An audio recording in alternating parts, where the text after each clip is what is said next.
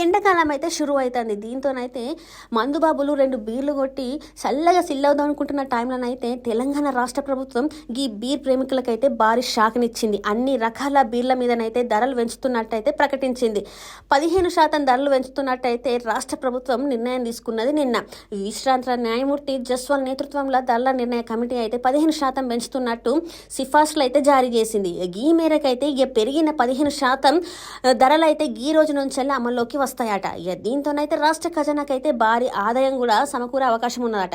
అన్ని రకాల బీర్ బ్రాండ్ల ధరలను 15% పెంచుతున్నట్టు ఎక్సైజ్ శాఖ ముఖ్య కార్యదర్శి రిజ్వీ నిన్న అధికార ఉత్తర్వులు జారీ చేసిండ్రు.